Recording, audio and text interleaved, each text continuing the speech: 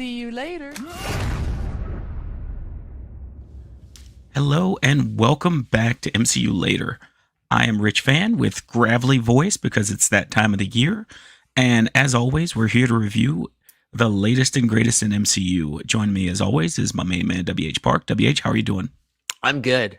I just got Oasis tickets for 2025. Ooh.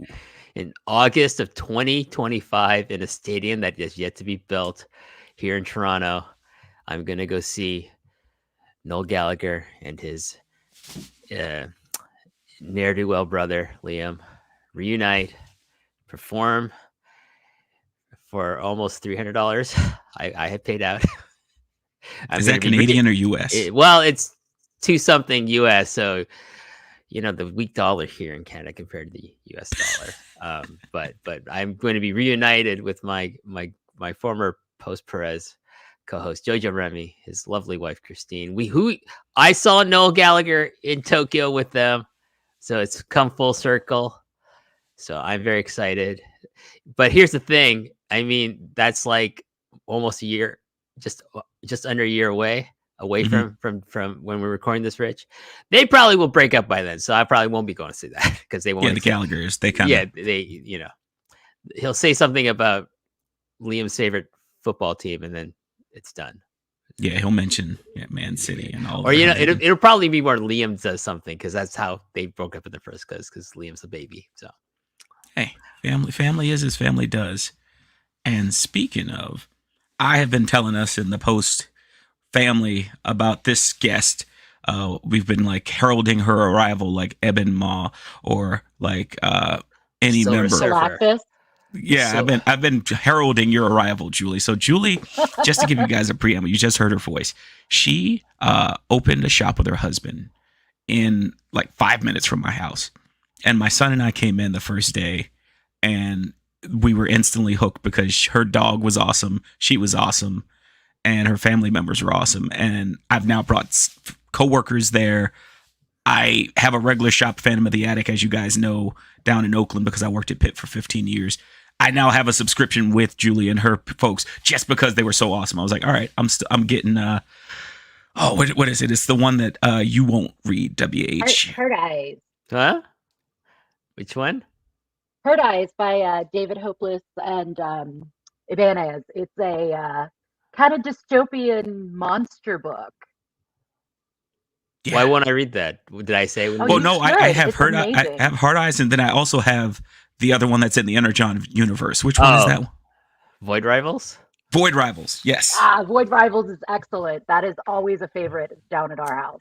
No, I do not mix G.I. Joe and Transformers. They don't mix for me. He won't join the party, Julie. They have to separate. G.I. Joe has to be separate from the Transformers. It has to. You're missing out, bro. That's okay. I got a real American hero. I still got Larry Hama kicking it all these years later. It's okay. I'm good, fam.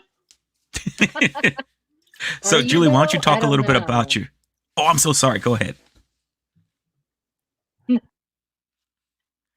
I messed up there. I just want you to talk a little bit about the shop and what led you guys to kind of opening it, because I think it's really cool where you opened it in Westview here in Pittsburgh and like the programs and stuff you guys do. So, first of all, we kind of got to roll back to my NDC days. I used to work for Mr. Todd McDivitt out in Cranberry at the New Dimension Comics out there.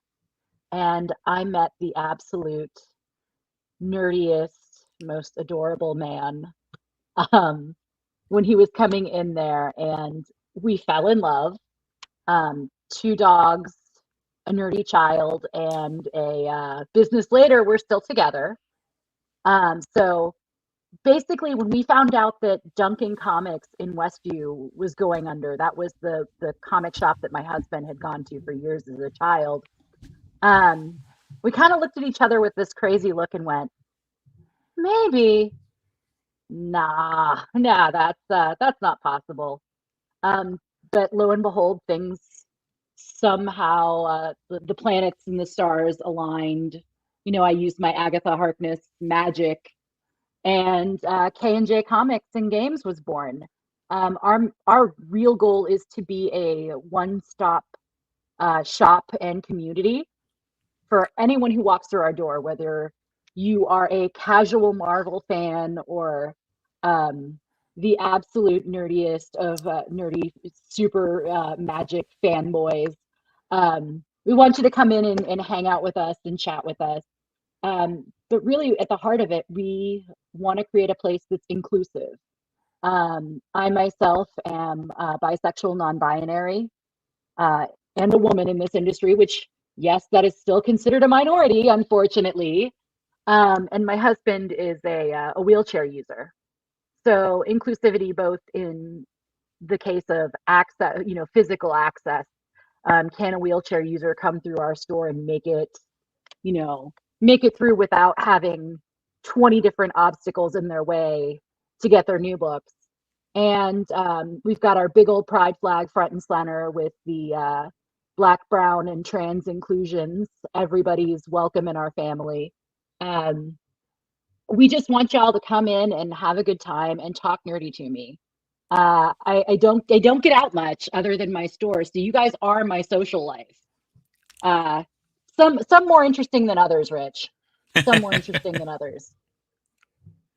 And it's for me, like, especially having my son see it, because my son every WH knows Trey. We actually visited. I don't think you were in the day that we came through, or you guys were getting ready to go to the convention, so you were kind of loading stuff up. But when WH came down from Toronto to visit, we popped in and kind of got to see some of the stuff and the. Was that the first store we went to? Yeah, when you picked me up from the airport. Mm-hmm. Oh, first place. Very, very lovely store. Oh, thank you. We like kind of being the anti-shop where we're not in a basement. It doesn't smell dubiously of stale weed and pee. There's bright lights, so you don't feel like you need to get your keys in your hand in a sketchy little corner. Comic book guy's not going to jump out and scare you. But like I keep a handy roll of quarters in my pocket just in case comic book guy does jump out and try to scare me. Then I gotta pop him in the mouth. But that's okay. No, like I actually I really want to come back to Pittsburgh. Come to your store. Go back to a lot of these other stores that I sent this video to Rich about, like, a tour of all the best stores in Pittsburgh, and I've got a nice list. I've expanded my want list, Rich. So maybe if next time I'm in town, maybe I'll have. I probably won't have that want list anymore because it'll probably be finished by then. But hey, don't worry, I'll sell you all different want lists, and know you needed. And we'll come to your store first, Julie, and I'm just gonna say all kinds of funny things to myself, because Rich doesn't always find me funny. But anyways, I think he's great. Don't pay attention to him. And what I also think is great is that having Julie on, because we had some conversations before we did the podcast. One about like the idea of Agatha, witchcraft, all that fun stuff, and then also the idea of inclusivity as it came to Marvel, because I think this series is one of the first times that they really had an opportunity to do more than just kind of lip service. And so before we get into the show proper, one of the articles I read in the MCNews was the fact that this is the cheapest made MCU television show ever. And with all of the critical acclaim, one of the main reasons is because they stuck with practical movie magic as opposed to CGI. Julie, what have been your thoughts watching the series? And do you feel like you missed anything with the lack of CGI and the focus on more practical effects? Well, first off, I basically am Agatha Harkness, the snarky, too much crime TV watching lesbian neighbor who is also obsessed with corn dogs and Aubrey Plaza. So I don't think you're missing anything. I love the tone. It's dark, but it's not blackout dark where you can't see the little hidden, details and the mists and things on the road. And even especially in the last episode with the burning and everything. A lot of times when you do that with CGI, it just ends up looking fake and cheap. And it didn't. I mean, it was actual, like, steam rising off of their clothes and things like that. So the practical effects have been phenomenal. I don't think we're missing anything. WH, how about you? Because one of the things when they had the lead, Brad Winderbaum of MCU's kind of like television, he's the head of television streaming and animation. He mentioned this is kind of a practice run for the stuff they wanted to do with Daredevil. So do you think that with the stuff and the success or failure, whatever, how do you think of this? What do you think that means for shows like Daredevil in the future? I think it's great because I really enjoy the look of the aesthetics of the show, especially any of the recent episodes directed by Rachel Goldberg, including the one we're going to talk about today. They're like as long as like you have talented directors and you make the sets look good, I don't think you need CGI. I mean, maybe if when they're doing like some kind of magic battle at the end, maybe there's going to be some CGI there. But for the most part, the story doesn't necessarily require you to like have too many special effects, like in terms of like computer generated imagery or anything like that. And again, like one thing I'm going to probably talk about a lot is like how great this episode looked and how well it was directed, because like there's so many nods to like 70s horror in this particular episode. Our two opener, like the opening 2 episodes were directed by Jack Schaefer, and she was really going for that kind of like HBO crime show look, right? So, and then these Rachel Goldberg episodes are completely different. She's going for this aesthetic, the 70s aesthetic, which I really enjoy, and it really harkens back to like an era of movies that I don't think we see so much anymore in terms of like how they're filmed and how they're shot and things like that. So to see like these colors pop out, and then like there's this whole sequence that's really very much like Dario Argento's Suspiria, where they're looking like, I think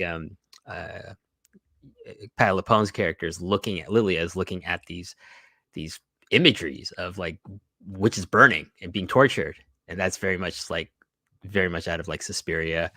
And then there's all these like different kinds of like deep, split focus shots and split screen shots that are very much like Brian De Palma from Carrie. And I'm just like, oh shit, that's great. And then there's the whole thing when we actually see the demon. I freaked out. I was taken aback. I'm like, oh my God, this show is fucking scary, man. This episode is freaking me out. It was all practical. I think that was a person in a suit, right? Yes. Yeah. And so that's great. I mean, I was just like, okay, you don't need some cheesy looking thing like out of the second Blade movie, at the end where Wesley Snipes fighting something stupid looking. And I don't like the third act of Blade 2, to be quite honest with you. But but this looked great. I was like, damn, that's genuinely frightening. And that's what you want. It's like it's this perfect mix of like the humor that comes from the writing of the characters and of the interactions between all the actors. And then you have like things like this. If you're watching on YouTube, you're seeing this imagery of this demon. It's horrifying. Yeah. And I really like that the fact that this stuff was all practical, because it made it so much easier. Now, we're going to do a quick jump before we get back to Agatha, because one movie that's coming out that will be relying a lot more on CGI, and you can see it if you notice in the left corner, a little bit of that green screen installed into the newspaper. These are stills from the set of Spider-Man Noir with one of my favorite actors ever, Mr. Nicolas J. Cage. The J is for savings. Sitting on a stoop, contemplating whatever case he's working on as Spider-Man. WH, thoughts on this image, and are you looking forward to it? Because last week was when we finally realized. I didn't realize it was going to be a live action. I thought this was going to be animated like Into the Spider-Verse was. So that threw me for a loop, if I'm being honest. I won't say I'm excited. I'm more curious. I'm interested. I'm not excited about it necessarily, because I feel like anything Sony related is like hit and miss. So, but yeah, I mean, I like the concept of Spider-Man Noir. I like pulp heroes. I like things like, so Spider-Man mixed with the Shadow is interesting to me. It's played by Nicolas Cage. Sure, why not? Like, I'll check it out. But I wouldn't say it's like atop my list of like, I cannot wait for this to come out. No, I can wait. It's okay. There's a lot of things I got to catch up on. So, it's not something like, and again, like you're saying, it's probably going to be a lot of CGI, and then it's a Sony product, and it's just them milking it so they don't have to give the license back to Marvel. Come on, Kevin. You and Bob Iger, just go out and call Sony up, the parent company, and say, hey, we will buy Sony Pictures. How many billions will it take? Okay. And we're just going to put all the Sony Pictures classic stuff on Disney Plus, which to me, that's a bonus because they put out a lot of good films over the years, Listen, one of the things WH Julie's, just so you know, he's been advocating for Disney to buy Sony for years now. No, Sony Pictures. Sony Pictures, not Sony. They don't have to make fucking Walkmans or anything like that. Listen, they just have to get Spider-Man back from fucking Sony. I think they also need to buy the electronic division too, because I spent the early part of this week trying to buy a 30th anniversary PlayStation 5, and it looks like a PlayStation, which is like the craziest thing one would think 30 years ago. But guess what? All of them went to scalpers here in the United States, but Sony Entertainment of Japan set it up so that if you're going to buy it, you have to have at least 50 hours logged into your PlayStation account in the last 2 months. That way you make sure it's actually a person that plays video games and not someone trying to scalp a little bit. Do you want me to go, when I'm in Japan next month, do you want me to go buy you a PlayStation 5? I would love that. If it's the 30th anniversary, I'm in, WH. You have to send me the specs. Instead of smuggling in drugs, you're going to be like smuggling in Sony PlayStation. No, I'll declare it. Rich is going to pay the customs fee. He's going to pay me the customs fee. It's okay. You guys are legal eagles. I like it. Yeah. Especially with stuff like that. Like I don't need stuff that's like, hey, by the way, we got this on tape. We got them, ladies and gentlemen. I'm only smuggling in my SH Figure Arts Boba Fett and Bucky from Falcon and the Winter Soldier figure, which I'm gonna get for a song at the used shops in either Nagoya or Tokyo, and no problem. Rich, let me see how much it costs if it's gonna break my budget. Because it's gonna break your budget. Okay, well maybe not. That's not your ass. Yeah. I don't want to say out loud how much I was willing to pay for this 30th anniversary. But it might be cheaper in Japan. It might be cheaper in Japan itself if I'm physically in the country. You know what I'm saying?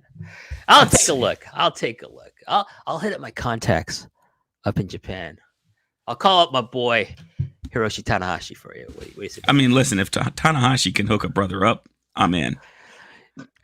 Julie, my craziness aside, what were your thoughts looking at this Spider-Man noir? Are you looking forward to it? Is it something that even appeals to you? So honestly, I love Nicolas Cage when he is on that borderline of way, way, way too much and only just a little too much. So I think this could be great for him. I think that especially with almost like the kind of a wink and a nod and a little tip of the hat, I think he could be good in this role. I also I'm a really big fan of the fact that they didn't, make him try to look like a kid again. Mm-hmm. He just looks old and beat there. And I'm sorry, Spider-Man Noir in this day and age, I mean, how do you not do old and beat? I think everyone gets so used to seeing Spider-Man as this, young, spry character. I think that, with Into the Spider-Verse, we got kind of like dad stage, Spider-Man. I'm interested to see like, young, granddad Spider-Man. Maybe he'll have a little bit of web dysfunction or something. I don't know. But I love the period. So I'm hopeful. We'll stay cautiously optimistic. I know I'm in the minority. I've loved some of the stuff that Sony has done. I think when they just went whole ham with Venom, particularly in the rave scene with his little come out, and Venom kind of declaring himself separate from Eddie, and it worked. And I think that Nick Cage is just ham enough that this could work really, really well. So I'm sorry, WH, I gotta disagree with you, man. That's okay. You just won't ever be invited back to this show. Just kidding. This guy. Just kidding. It's okay. One guy I want to invite. Charge your friend double for his comics. Oh. See, look what you did. What? I'm paying double anyways because I'm Canadian. So I get charged Glad now we Canadian scheduled prices. Now, this dude's priceless. Colin Farrell has been outstanding as the Penguin. I can't stand the fact they shortened his name to Oz Cobb, but he is playing exactly what I wanted in a Penguin character and never knew it. And it's essentially The Sopranos in Gotham City. Julie, have you watched The Penguin? And if so, what are your thoughts? So I've watched a little bit of it, and I have to say I love everything about this Batman universe that they've built, Mhm. except for their choice of Batman. Yeah. I'm one of those lone holdouts that, Robert Pattinson, while he's an amazing actor, just didn't stick the landing with Bruce Wayne with me.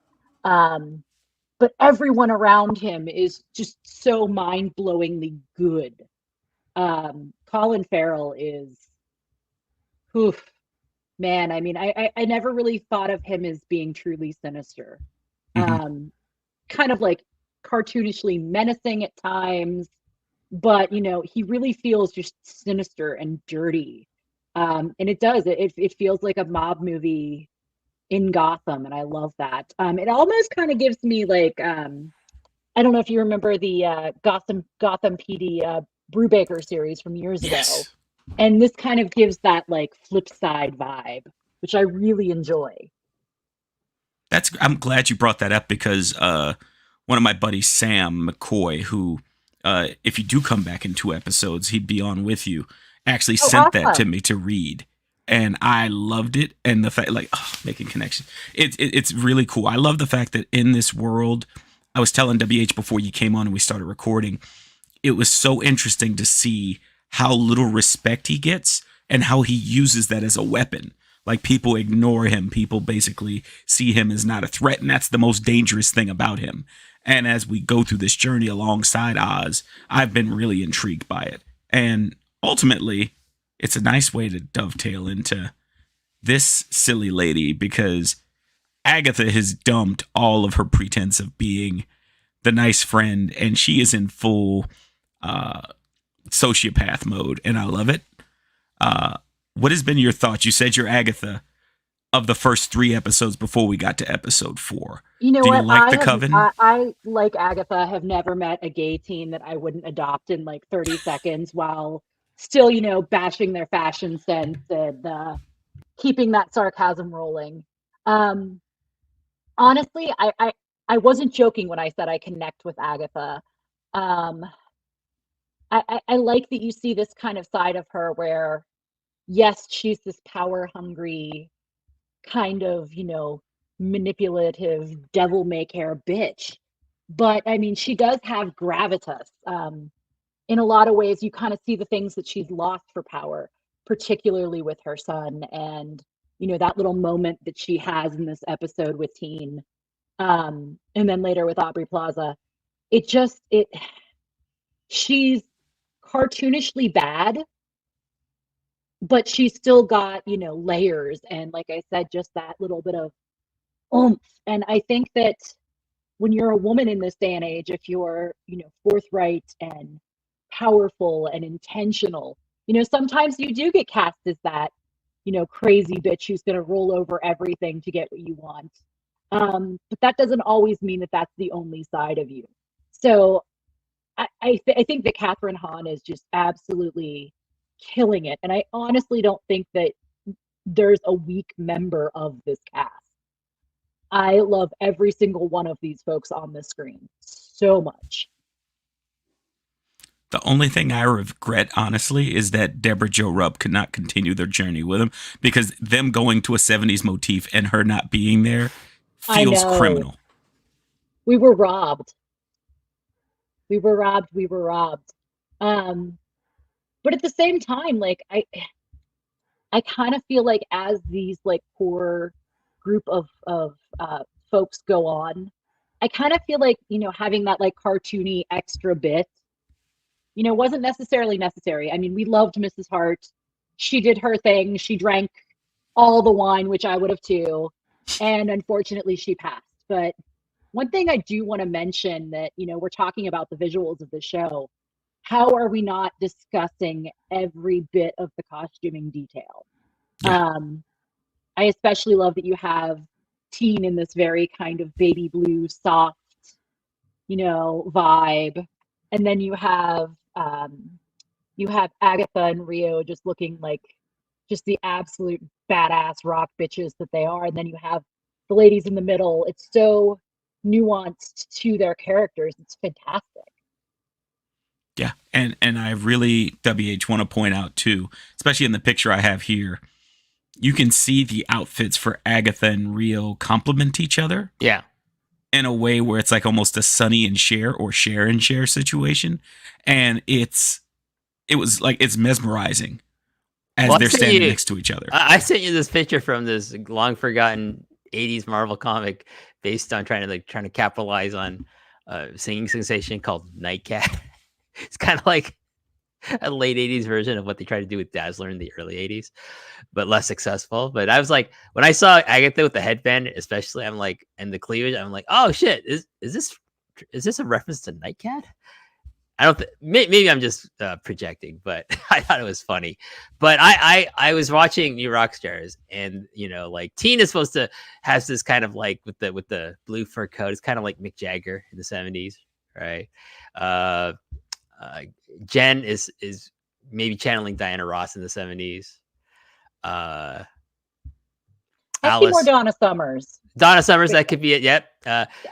Alice is Janis Joplin with the sunglasses and the hair. And I love that Patti LuPone is supposed to be Liza Minnelli. I think that's fantastic. It's great. That's a great 1-for-1. And then the whole referencing of Cher. Yeah, I definitely think it's both. They're both like two coins of Cher. I think we get the hint of the relationship of the deeper relationship between Agatha and Rio. And if you think that's a hint, WH, I'd hate to see what you call just the tip. Well, hey, wait a sec. I didn't say that, by the way. I didn't make any into it, but I'm trying to be polite here, which is a rarity for me. So yes, we get this the full blown like basic confirmation that these two are lovers. Great, that's fantastic. I was reading something that maybe Rio is death. Yes. So maybe Thanos is going to show up all jealous and shit. Well, listen, Rio Vidal, River of Life. So what leads at the end of the River of Life? Death. And that also helps when she says, if at the end where Agatha was, again, being very slick by holding the microphone button down, where she's like, okay, so you're going to do what you always do and betray your coven, and I get the bodies. I was like, oh. And then they all said, what does that mean? And I was like, oh, that's pretty cool. And that also would explain how she was able to use Mrs. Hart's body, essentially, to be transported with that spell. Do you think I'm onto something? I just say, like, her appearing from the gray, from the ground, very Sam Raimi-like, I felt. Yes. Oh, my God. Again, I was, like, freaked out by that whole sequence. That was great. It looked just like Wanda when she went through the portal after she got wrecked in Multiverse of Madness, and she had to reconstitute herself and do the Evil Deady, like reapportion her arms and unbreak her shoulder and all that other wild stuff. And you can even see the flower in the photo I have here for you watching on YouTube. The flower that they used for the spell that Rio then offered to her in her hair for the transformation when they got into their 70s outfits. Can we mention that, just the body language, like you said, of her, the way she was contorting her body, in a lot of those scenes where, Nebula's wrists are, popping back into place and things like that, that's all CGI.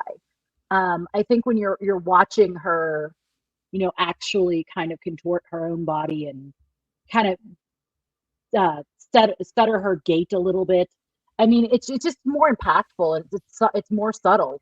And I think that's something that the MCU misses. Yeah.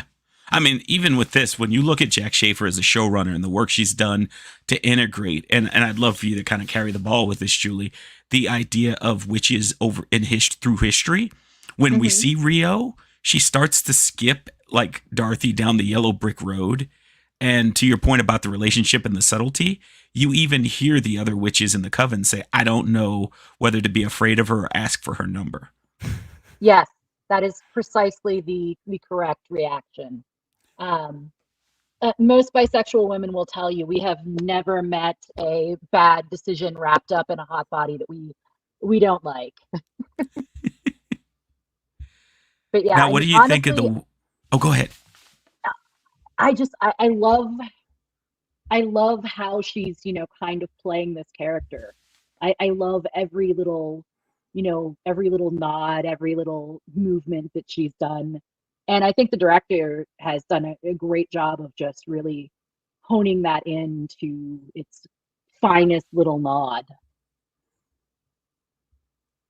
And WH, how about you? What did you think of Aubrey Plaza's role so far as Rio Vidal, and kind of the way she has a spell on the rest of the coven right now? I think it's perfect casting, like, because I mean, Aubrey Plaza does have like kind of that reputation as an actor to be kind of like quirky, and you don't know necessarily what to make of her, like whether it's in like her kind of breakthrough role in Parks and Recs, and then in Marvel adjacent in Legion as one of I was the just going to say people that. in David Haller's head that turns out to be the Shadow King. And I think like Jack Schaefer, when casting this, probably thought, who can we get someone like we audiences and the maybe the other characters don't know what to make of this character, because a lot of like the only person who knows what to make of Rio is Agatha, and then Agatha's not telling, right? Because a lot of the mystery box elements of the show, each episode, are things that we're trying to figure out of her past, of Agatha's past, and obviously Rio's a big part of her past, and she knows a lot of things, but she's not telling, and Agatha's not telling. So and that's part of the appeal of the show for me, is like as we get to each episode, we find out a lot about each of our characters. Like last week's episode was about Jen, and then we learn more about like what happened to her, how she lost her powers to some guy in was it in Boston? I In think Boston, yeah. in Boston. And then we learn a lot about Alice and her mother Lorna in this episode. And I think next week is Lilia's episode. And I'm really fascinated about that, because like we get the hint of her like being able to see in the future and making predictions about what's happening to different characters.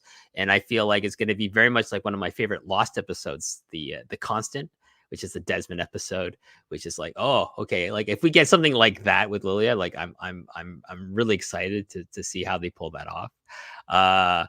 But Aubrey Plaza's Rio is really good, because like I just want to see what we're gonna find out, if anything, actually, in the last episode of this season. And yeah, and I find her just mesmerizing. I really missed her last episode, but she came back. It's okay. Absence makes the heart grow fonder, and her being back in this episode is really great. Now, when we talk about the coven and kind of the tests and trials, one of the pieces we see is that as Miss Wu thinks about her mom, in the previously section, they talk about her interpreting everything her mom said about the road and her career as a musician as really mental illness. But when you have this image here, you see that the lyric, which is the title of the episode, "If I can't reach you, let my song teach you. All you need to keep our love alive." Them being in their witch's saw trap of having to sing her mother's song with the spirit and verve necessary to get out of the fire trap. Julie, what did you think of that? And given like your history and your background with like the occult and things like that, how do you think they've been integrating it in a way that seems not just, again, like CGI magic, but like practical magic? So it's actually very thoughtful. I loved the whole thing with mentioning that mustard seeds were commonly known as eye of meat. In the last episode, when Jen was mixing her little potions. One of the things that I would mention here is that, when you're talking about the elements in magic, fire is used for purification. Fire is used in things like smudging, in things that, offer both protection and, distilling things to their purest form. And I really appreciate that little kind of the fact that the song wasn't so much a spell as it was, a way to reconnect with, her mother's craft, and really reach down into that, natural generational magic. And I mean, I think that's something in witchcraft in general that you'll hear talked about a lot, is a lot of ancestry worship, a lot of calling on your ancestors, calling on the spirits of those who have gone before us. It's kind of that connection between the veil that, you know, in a lot of religions, you know, once someone goes on, they go to heaven or they go into the next life. You know, we kind of see that thread is, you know, still being connected more so. So it's really interesting to see that, you know, the fire wasn't this kind of like destructive, you know, element after all. You know, that the demon was just of fire was destroyed by fire. So you kind of get to see both sides of it, and it was brilliant. And WH, what about you? What'd you think about like the way they've made everything practical? If you remember during WandaVision, this is actually a great illustration of the thing Wanda was so annoying to Agatha regarding, because she could do spells without sigils. She could just do it. It was chaos magic, and that meant she's the Scarlet Witch. What have you thought of like each episode's journey, especially led by Teen, because he was the only one that had a spell book out of the crew? Yeah, he like Agatha seems to like dismiss the craft of witchcraft, it seems, and then but Tina's like, no, I want to learn it. That's his whole goal, right? Like he wants to become a witch by learning it through studying and maybe being apprenticed to this coven. And I love the fact that it's revealed that Lorna made this song as a way to protect Alice from the curse that's plagued her family for generations. It's, and like they mentioned this, it's, oh my God, you're part of a generational curse. I didn't know that. Now you got us wrapped up into it. It's like, you know, the Grudge movies from Japan, Ju-on, right? It's like it passes down and you can't escape it. So, and the fact that, oh, she made this song, she became a rock singer and made this song to become a hit. So like it's always playing somewhere in the world. So Alice is always protected as long as the song is playing somewhere. And it's played on radio. Someone's humming it. Someone's just random person in Bulgaria is singing it, or in Poughkeepsie is singing it. Alice is always protected. I love the fact that they play on that whole hysteria of records being played backwards to activate the curse in this trial, right? It's because Teen plays the record player, but it's playing in reverse, and that activates the curse, which is like the whole paranoia thing that they had about Led Zeppelin's Stairway to Heaven and all these fucking Motley Crue records and all this other stuff, right? So I thought that was really fun. And the way the writing is so good, because they just play with these kind of like tropes and stereotypes of like, you know, like Satanism and things Satanic from like panic and from the 80s and the 70s, and I love it. It's just so fun, and it's smart, but it doesn't detract. Like, that's a great shot. It doesn't detract from how frightening this show can be at times with the imagery and like the way that the actors, you know, like play the roles. It's fantastic. And I love that they dive into, like I mentioned before, some of the history of kind of some of these other old stories. So this was a very Alice in Wonderland moment.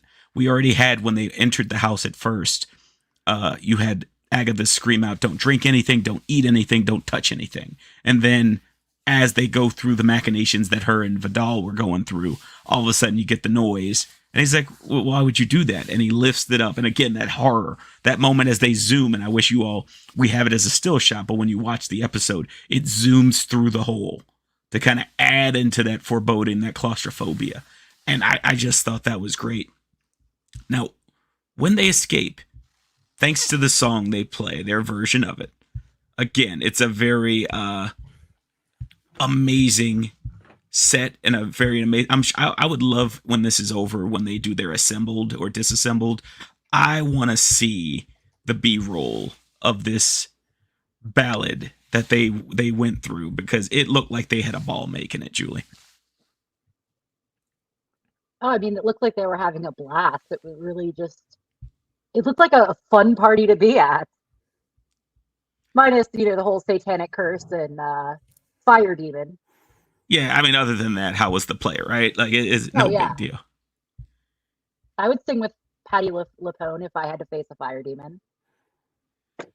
And I think that fire, and I like this image, is kind of like a transition to it. allowed them to start to bond as a coven. And seeing them, whether it's Agatha after they realize Teen's injured, putting her jacket across his body as he heals, asking Vidal to heal him and not to take him, essentially. She screamed, "No, don't." And so again, another moment is like, if she is death, that's a good time for her to kind of step in and kind of go to work and do the Birdman hand rub and get another soul for the collection. But I love this image because they're just so laid back. They just all seem, with each episode, both more trusting of each other and less trusting of Agatha's BS. Not because they think she's going to betray them, but because they realize a lot of this is a wall. And she does a great job. Where's the image here? Because I know WH, you wanted to talk about this a little bit. When they start talking about their scars. And she talks about the knitting needle to the elbow. You ever hear the Daughters of Liberty? And so I'm gonna kick back and let you all talk a little bit about the Daughters of Liberty, because I have a few images of versions of them. But floor is yours, WH, and then I'll tag in the Julie. So the Daughters of Liberty is like a group that was introduced in the Ta-Nehisi Coates run on Captain America.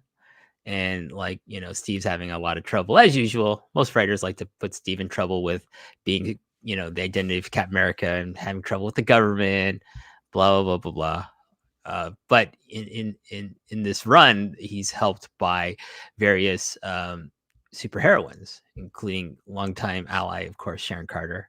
And the returning, should I spoil it? Peggy Carter is this character, the Dryad. And then we also have Echo. You see Echo. We have Jessica Drew as Spider-Woman. We have the White Tiger. We have Mockingbird. And I forget, is that Pepper? The Pepper Iron Patriot. Instead of the Patriot rescue outfit. armor, she's in the Iron Patriot armor. Sue Storm's in this as well in this group. Misty Knight's in this. Anytime you get Misty, I love Misty Knight. So like anytime you get back, have I ever told you like I would love to, if I was a comic writer, I would do a miniseries starring the Winter Soldier, Cable, and Misty Knight. And if you can guess what the connection is, One-armed bandits. Well, like Cable and Bucky, left arm. Misty's right arm. Her bionic arm is on her right. So, ooh, if the left don't get you, the right will. Something like that. I just think that would be a fun, just because they all have bionic arms. Anyways, so like for Agatha to mention this group, like, okay, did she actually fight? I think they're just using the name, but it'd be cool if did she actually fight Jessica Drew and Mockingbird and Susan Storm? That's cool. That happened. Yeah, and I think especially with the world of the multiverse, you can get any versions of this because we're starting to get most of these women as real world MCU characters. And so bringing back the actor that played Misty, of course, you've mentioned the Daughters of the Dragon is another one of your desired series to be in the MCU hopper. Julie, what are your thoughts on the Daughters of Liberty and any particular favorite characters or anyone you'd like to see play them? Always an Echo girl. I thought Alaqua Cox killed it in the Echo series. And I love that they kind of took her powers and changed them into more of like a magic, an ancestry magic based, power set. So, I mean, I think that might be a nice little segue in. It might not be, especially with the Spider-Verse and, Jessica Drew being in the Spider-Verse and, us not really knowing what's coming up with the Fantastic Four. I think for right now, it's just going to be one of those super fans will get their little nod. But I have to say that I'm not sure if it's going to be like a direct thing. I mean, I see you have Echo up there now, so I see you are also hopeful that these two ladies get to share the screen because that would be an absolute dream. I can't state enough how much I loved Alaqua Cox as Echo. And I think that she really was the embodiment of everything that character should be, obvious beyond the obvious ones, with her deafness. It's just that, with Agatha Harkness and Catherine Hahn, it was like, boom, lightning struck, you got this perfect embodiment of the character.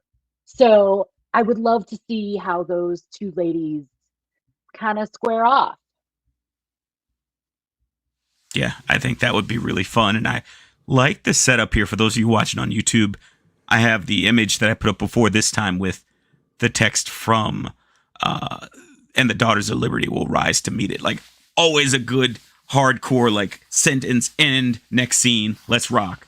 And speaking of rocking, I think one of the things that rocked me at the end of this episode, when they were dealing with Teen's injury and they were talking about the idea of like Patti LuPone has been very scary in the background in these first 4 episodes, because she's giving them, much like at the end, if you recall WH2, when we were watching Loki, she's giving them the ending, because she keeps having these moments of lucidity where she is speaking to them as if it's in the future. And whatever episode it is where she has to say the things she's saying in each of these episodes, I do not look forward to it.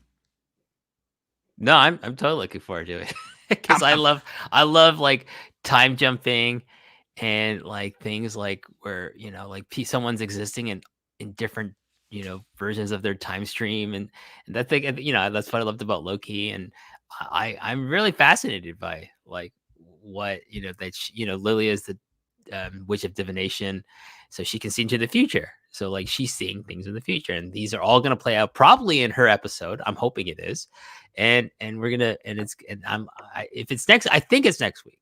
I'm assuming it's next week. That I'm here for it. And no, I'm not. I know what you mean though, Rich. Like it's a very kind of like has a sinister undertone. All these like, you know, times where she becomes says something that's what are you talking about? That she's obviously referencing something that's happening in her future, but it's happening to her at the same time. So she's kind of like Dr. Manhattan that way as well, right? So she's got that going on.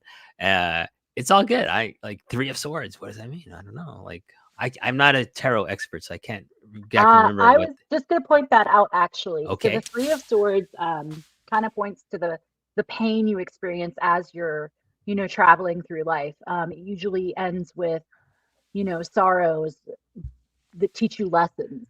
So that could either be something that's, you know, coming up. I mean, I don't think they're going to get off lightly, or they could be talking about his, you know, physical wounds. But either way, I heard the 3 of Swords, and I was just instantaneously like, oh, they went there. They're pulling out the tarot decks and everything. So again, bravo to the witchcraft nods.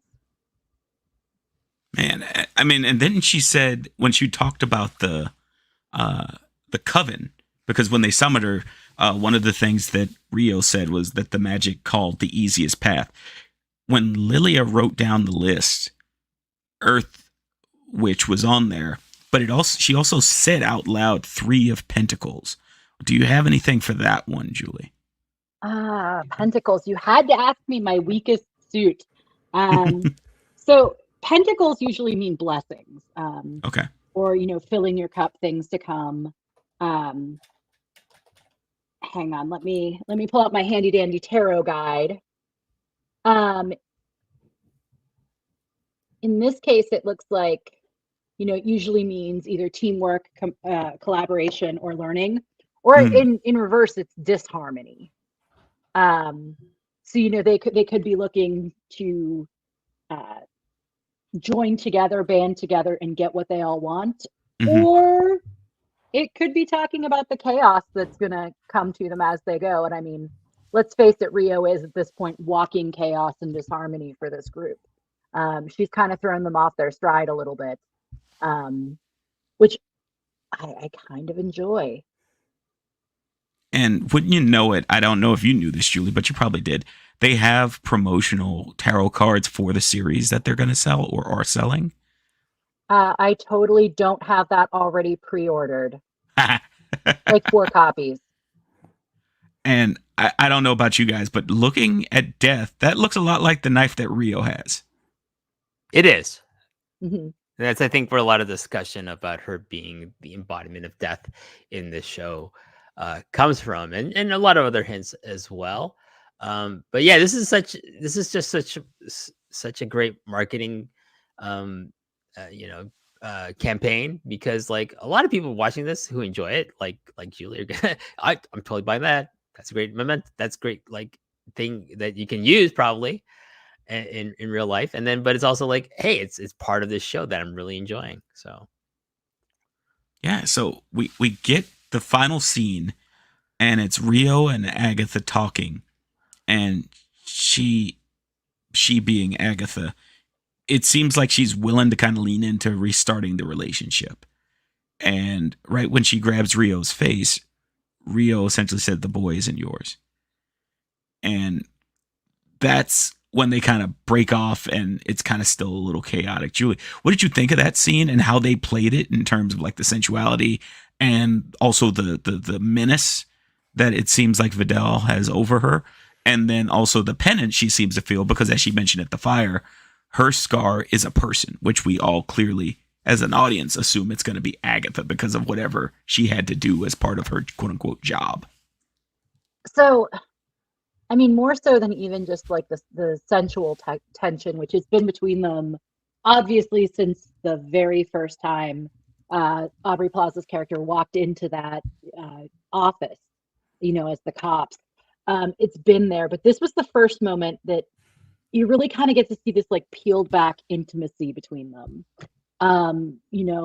Obviously Rio doesn't need to wonder what is on Agatha's mind after Teen gets injured.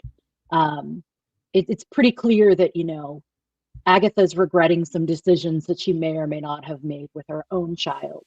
And, whether this is another fake out, or whether, Teen really is Billy Kaplan or Wiccan, either way, I think it could be completely satisfying and in line with the way the show goes. It could mean when she said he's not yours that, Agatha gave up that right, or it could just mean that out and out this is not her kid.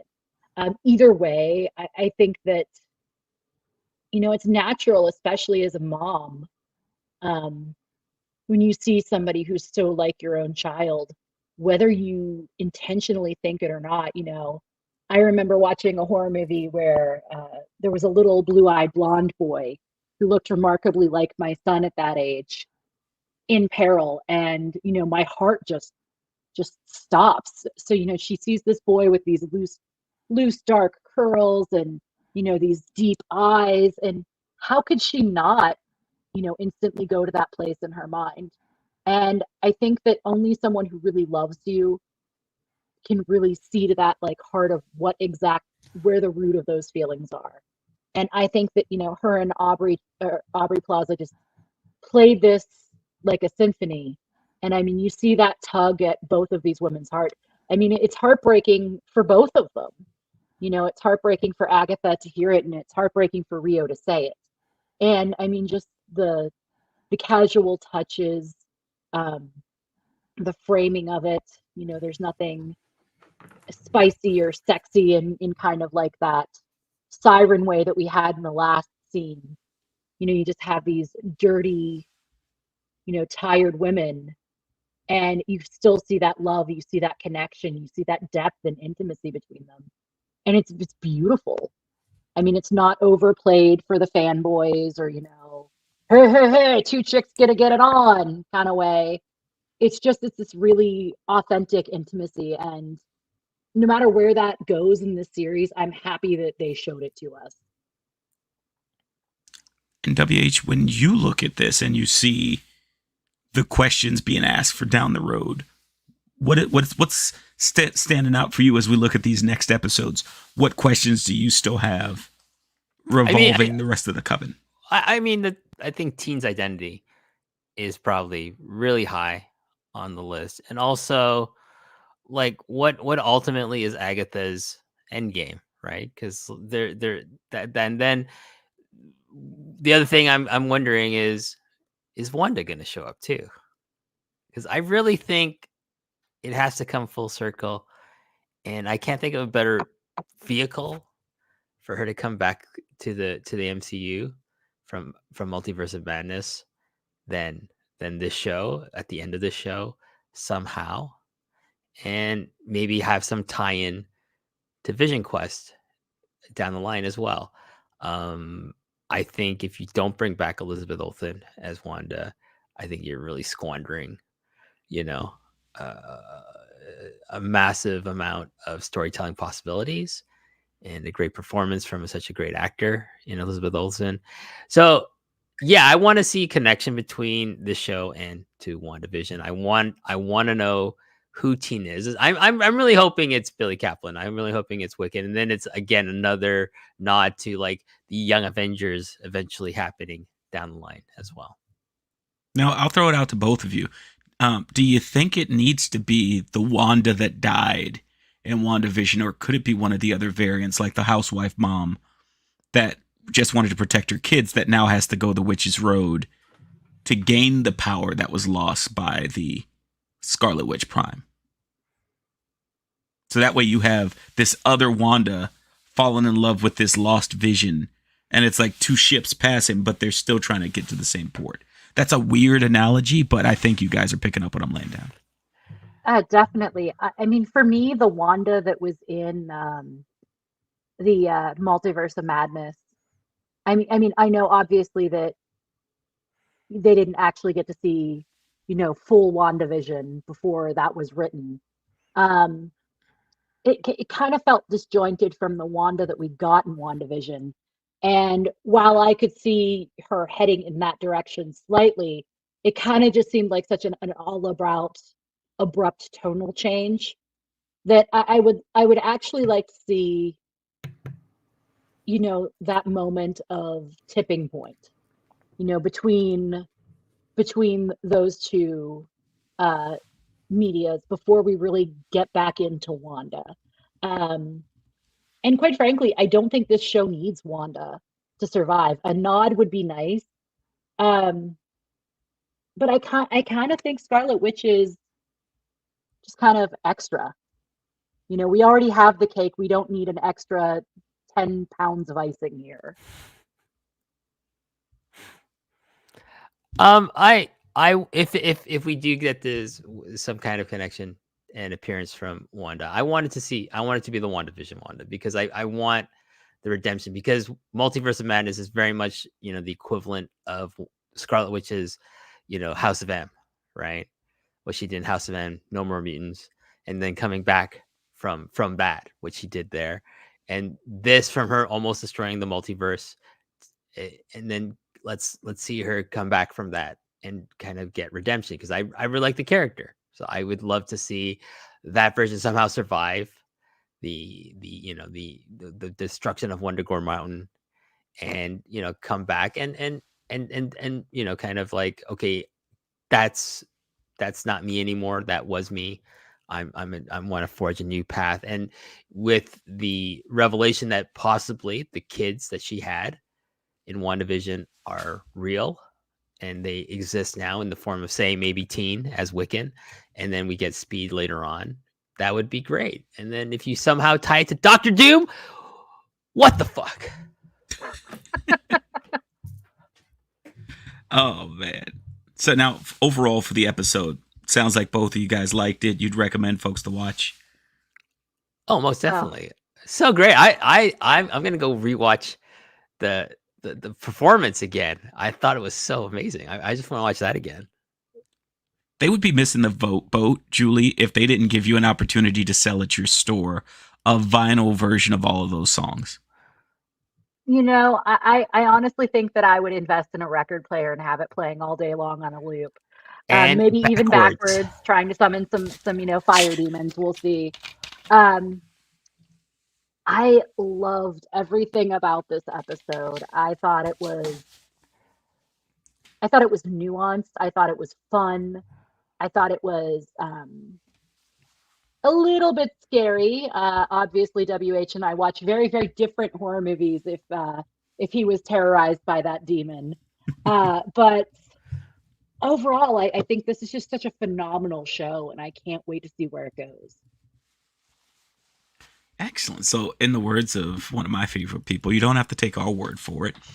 Additionally, as always, thanking you guys for taking the time to go to forum.postwrestling.com to put your feedback on here. And of course, this is a free episode thanks to Way and John, because I wanted to make sure Julie's store, and her mission and her husband's vision for what they do at the store is something that all of you got a chance to hear. So thanks again for those guys for that. So we're going to start with Manny from Pacoima. And so the plot thickens. Whomstov is Rio really? How did she know Teen is not Agatha's little children? Why did Agatha say don't when she looked at Rio when the coven was trying to heal Teen? And will the Fawns be able to jump over a man-eating shark? Tune in next week. Another fantastic episode, but of course, they would have that 70s show immediately after the episode where Mrs. Hart dies. Once again, I had chills when the coven broke out into song, but my main event was when Lilia looked at Alice and said, "Oh, you poor thing." I immediately jumped out of my seat hearing her turn into Mrs. Lovett right before my eyes. Musical theater! This show continues to be a blast. For my final question, which role would each of you take in the MCU later coven? I hope you have a wonderful weekend, and until then, follow me, my friend, to the glory in the end. Julie, I will let you go first as the guest. Which role in the current coven that you see would you like to have in our MCU later coven? Oh, I mean, ultimately, I think I would love to be Jennifer, but I am not that cool. I am not that healing. I definitely identify with, other than Agatha, I identify a lot with Alice. You know, kind of that balls to the walls, making sure everyone around you is safe. You know, knocking out a shoplifter. I've been tempted to do that a time or two. But I mean, really, I'd have a hard time choosing between them. But yeah, I'd have to say Alice. Okay. WH, how about you? I'm gonna say Alice too. Okay. I just really liked her in this episode, and I think she's, for me, the most relatable. Not because she's Asian too, but like I get, you know. What? I know that's what Manny from Pacoima was trying to get at. I know he's trying to draw that out. I see your insidious plots in your posts here at Post Wrestling Forum. Just kidding. But yeah, no, I think she, like, this episode especially really brought me forward to, like, yeah, she's kind of a standout character for me. And for me, I would pick Lilia, because a lot of the way I think runs far afield, and sometimes I do get lost in the woods. I'd love to get lost in the woods and then in the future, but I definitely have had people look at me the way that sometimes the rest of the coven looks at her when they're asking. It's like, where do you go? I love that sentence where she just looked at her and said, "Where do you go?" And she's like, "Huh?" And that's me in a nutshell. Second cup of the day. Hi, everyone. The leaves on the road at the beginning instantly brings me back to when I'm a kid in autumn, and sidewalks while walking to from school are absolutely buried in deciduous leaves up to my knees. And then the shuffling through making that sound and smelling rumescent, the smell of fall leaves. Ooh, I didn't know that was a word. I hope the other people have those memories too. Plot-wise, I like this episode the least, but having the episode being about the baggage that everyone carries made it my favorite. It was good for character development, and it makes me more invested at a proper TV show, not just an MCU show. I like the camera work in this episode too, including the split diopter and the placing of some kind of light in a lot of the scenes while the characters sorted stuff out. Thanks for clarifying that bit about Lilia. Interested to see how all of her visions are all supposed to come together. I also think her backstory would be the most interesting, but they all have so many good questions that seem to remain unanswered even if there's progress. E.g., why was there a hereditary curse there in the first place? Maybe next step we find out about the dude that took Jen's powers. Maybe that's Mephisto. I'm kidding, and I'll happily admit I was wrong about every single one of my theories from last week, like how Rio definitely shouldn't be Agatha's kid. Yeah, that would have been really weird if she was her kid. Yeah, that's a West Virginia thing. Manny raised such a good point about killing Mrs. Foreman before the retro trial. But imagine if Red Foreman showed up as Mephisto. Listen, he was already one of my favorite bad guys, Clarence Boddicker in RoboCop. So if anybody could be a bad guy, Red Foreman can do it. Can you fly, Bobby? I still have that burned in my head for the rest I'll of my buy life. that for $1. Yeah, or the boop, boop, boop, boop, and then he shoots. Oh, that's rough. That's a rough scene. While I'm being silly, when Jen said it was an old-ass curse, I couldn't help but wonder if ass curses were the next trial and everyone would be running for a bathroom that's perpetually occupied. That is a 7 circle of hell thing right there. And now, our good friend Brian Avenger. Hello, all, and welcome to the Flesh Blood joining the podcast. Okay, maybe calling someone Fresh Blood isn't the first impression I should make. I just figured it fit the show we're covering here. Yep, well done. Anyway, let me just get it out of the way. The rock version of the Ballad of the Witch's Road slaps hard. Having them play the song to fend off a curse was inspired, but I'd be lying if I didn't say the idea didn't remind me of a Tenacious D song tribute. Yeah, even down to the demon and the shiny demon in the middle of the road. He had the wings like that. But did Jack, I know they both sound nothing alike, but did Jack Black say the song we sang on that fateful night, it didn't actually sound anything like this song? So in my headcanon now, they totally played this version of the ballad and didn't realize it was plagiarism. Hashtag it's all connected. I love that, Blind Avenger. As for the rest of the episode, it was filled with something we haven't seen much of yet. Agatha showed vulnerability and started letting her guard down in several instances. Although she made sure not to expose it to the others, the cracks are showing. I'm guessing this will continue with her growing closer to everyone as the series progresses. Thinking of this also scares me because it surely means more witches are about to meet their demise. It will just hurt that much more when we get great scenes of sisterhood like the one by the campfire. I'd also note too, Blind Avenger, Agatha mentioned when she completed the road last time, one other witch made it with her. And so, that's tough. That really is tough if that happens again. As the mystery of Teen continues, we get a little more detail on that front.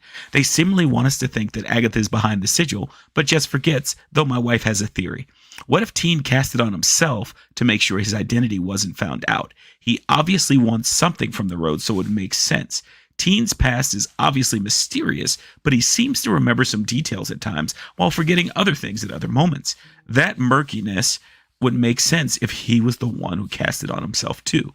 Given who he's rumored to be, I'm anxious to see how it all comes together and gets adapted for the MCU. I'm also interested to find out how Agatha treats him now that she believes he's not her son. Word to Billie Jean. I saw someone theorizing she didn't give up her kid for the Darkhold, but went after the book to try to resurrect him instead. This would also explain why she was so interested in seeing whether or not Wanda could resurrect Sparky way back in WandaVision. She wants her, sings Chili's song, get ready.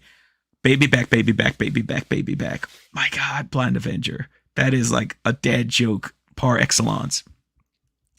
I wish I could comment on the visuals in the episode since I've heard they were really good, but I'm stuck here living the gimmick. Yes, for those who aren't aware, like Julie here, Blind Avenger actually is blind. He was sighted when he was born, as he lost his vision. So he's watching this with his wife and he gets like the different cues, but he's one of our favorite commenters because he's given us a different perspective of every show we review.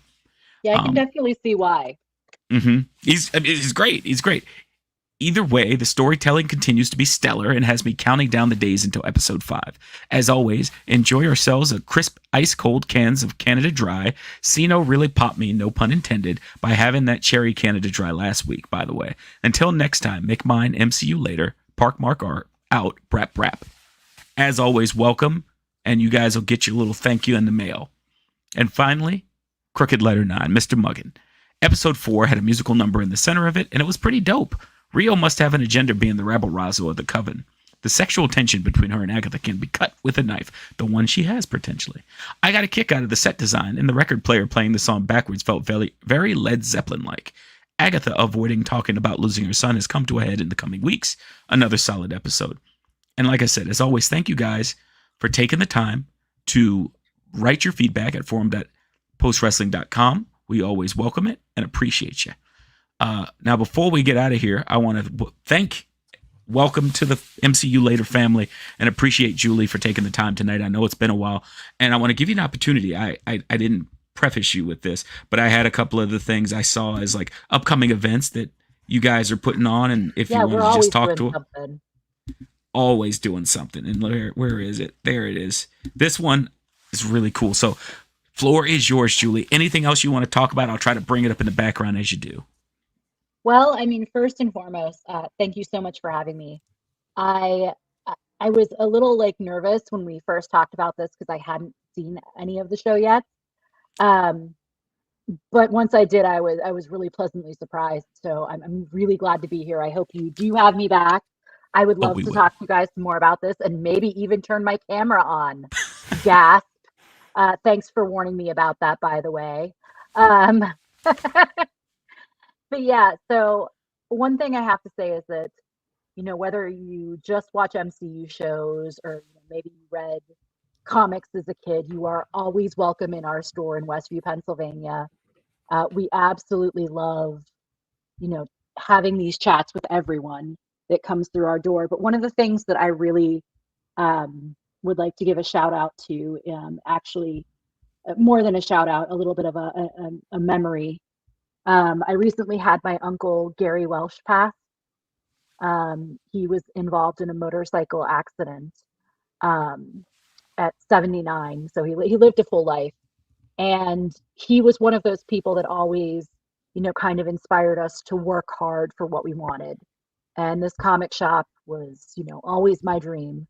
So I'm glad that he got to see that happen with me. And my uncle was always a Superman fan because Superman was always the the icon that he looked out for. But with his passing, we're not taking anything for granted now. So come join our family in the shop. Share these things with us, but also come join events with us. We're having Dinner and Dragons coming up here on the October 13th at the Lincoln Avenue Brewery in Bellevue, PA. It is a 4-course meal paired with the Lincoln Avenue Brewery's own, with their own beers. So I'm super excited to taste all of those. But also, it is a fully interactive live action show. We've got Dixie Sherwood as one of our cast members. She's amazing. She just opened for Chapel Roan here not too long ago.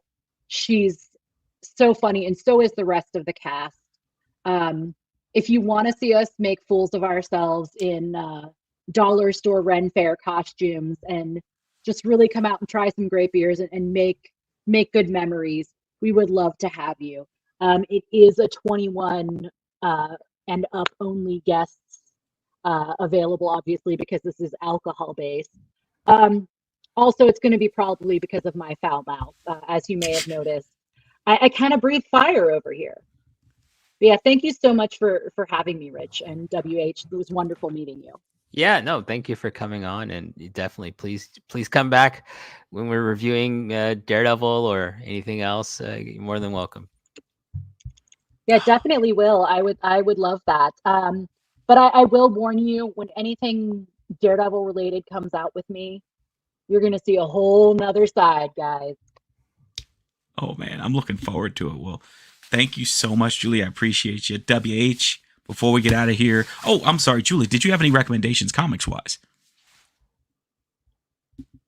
I'm sorry? Did you have any recommendations comics wise? Like any comics you're reading or anything you would recommend folks in either coming to your store or at their local that they should probably start reading because you think it's awesome? Well, I mean, as you well know, I'm a huge horror fan. We just had one of my absolute favorite horror stories wrap up and come out in trade, Beneath the Trees Where Nobody Sees by Horvath. It is, if Richard Scarry did the most bloody, gory, horrible serial killer tale that you can imagine, it's this pastel nightmare, and it's everything I love. So that's something that, I've already sold through 3 shipments of. I definitely highly recommend it. Another one of my ongoing, yep, there we go. That's one of the variant covers. Another one that I definitely recommend right now is the Daredevil run by Saladin Ahmad has been amazing. So good. So has Chip Zdarsky's Batman, always a favorite of mine. But mainly if you come in, just let me know what you're reading, and I guarantee we can find something that's gonna, fit right at home on that bookshelf of yours. Thank you so much. Now, Mr. Park, anything you have To plug?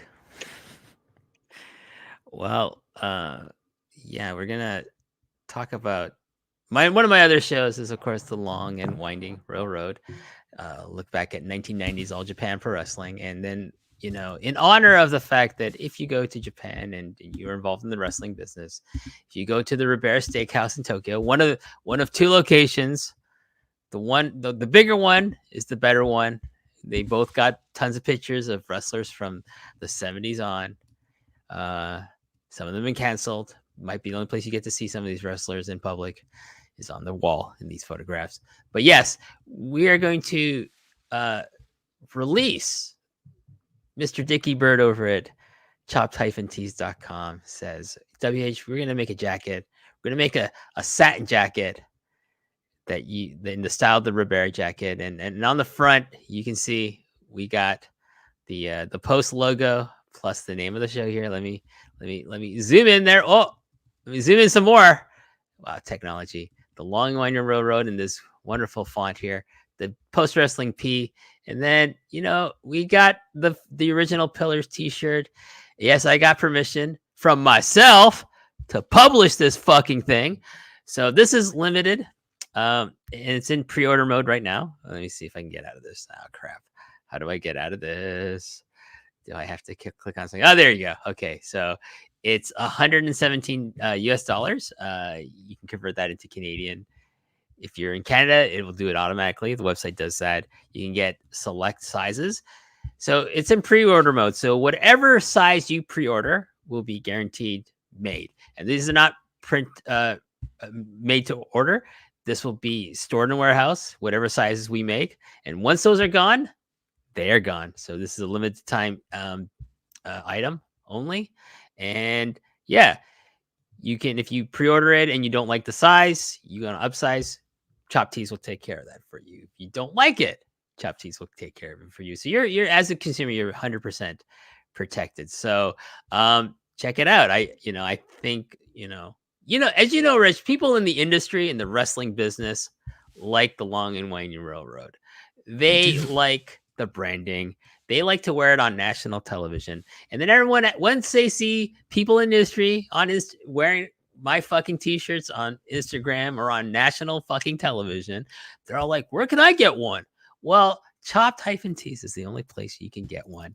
And you can only get it for a limited time. And if you come back, like, say someone wears it on television and you're like, oh, it's like a year from now it might be gone. So don't come crying to me, because unless we just charge double and I get more money, then we might bring it back. But anyways, chopped-tees.com, go to the Long and Winding Railroad section, and then this is still available for pre-order. And I'm excited to get mine soon in the mail.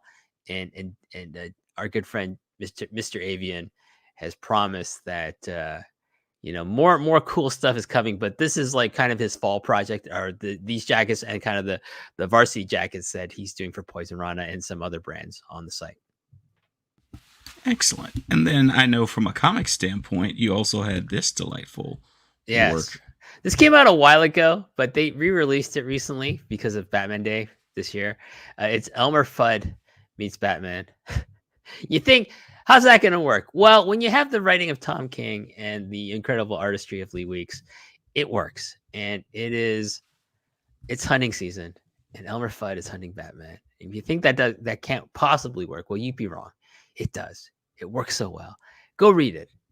Go to K&J Comics and Games and Comics and go pick up a copy there if you're in West Pennsylvania. Yeah, definitely. I have to agree with WH on this one. It's one of my all-time favorite Batman stories. I'm not gonna lie.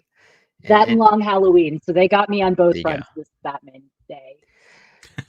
Yeah. So, or if you're not in West Pennsylvania, just go to your local comic store. Go support the physical stores. Go buy a comic from them. Don't steal anything, please. Or we have a baseball bat behind the counter waiting for your head. I'm just joking. Or am I? I don't know. But anyways, check it out. Batman Elmer Fudd from Tom King. You know what? A lot of people think he's one of the greatest Batman writers of all time. And I say he's in the pantheon. He's not my favorite Batman writer of all time, but he's up there. And before we get out of here, before we let you finish up shop, I do want to do a quick edit. When I was assisting while Julie was chatting, I hit the wrong link. And so here is Mr. Welsh's obituary and photo. I had the wrong Gary Welsh, and so my apologies for that. I think this was an awesome episode. Thank you, Julie, again for coming. Condolences for your uncle. And I look forward to, hopefully, if football allows, popping in and seeing this awesome opportunity you guys are given in terms of like the Dungeons and Dragons show. But yeah, this is Yeah, great. you can This, definitely get your tickets. Sit at my table. oh yeah, if I can go, I'm definitely doing that. Before we get out of here, as always, WH. Yeah, it's a freeloader episode, huh? Yeah, it's a freeloader. It's for All good right. reason. You It's know for what? good I reason. had brunch with John Pollock and Wei Ting, and we talked about a myriad of topics, including yourself, Rich, how great you are, how great Neil Flanagan is. Of course. John Pollock's always putting over like Neil. When I talk to Neil privately, he's always like, make sure they say nice things about me, WH. And I'm like, dude, like I don't have to say nothing. And John Pollock's going to bring your name up at some point in a positive way. He's listening. He's always watching this on his 47-inch fucking 4K TV. He watches us on YouTube. Unlike Brandon from New Jersey. Shots fired. And anyways, but Neil, they said nice things about Neil. They said nice things. They mentioned Benno. They mentioned our friend Benno over at Grapple. So it's nice. It's nice. It's nice seeing those boys in real life. IRL. Yeah, Richard's across the pond. That's right. Anyways, but until I see them for brunch again, and all you freeloaders better come over to the Patreon side, patreon.com/postwrestling, the Post Wrestling Cafe, for less than the price of like a fucking Starbucks coffee. You can have access to the archives. You can get access to MCU later, to some of the more all the New Japan reviews by the Empress Karen Peterson and Big Man Bruce Lord, the bombastic one Bruce Lord, and of course this show, Rich Fann, myself, myriad of wonderful guests. Well, sometimes wonderful. Some of them are never coming back to the show. Just kidding. No, am I? Anyways, we'll all. I know you love me. No, not you. Trust me, I'm not talking about you. I'm talking about. Anyways, we'll all MC you later.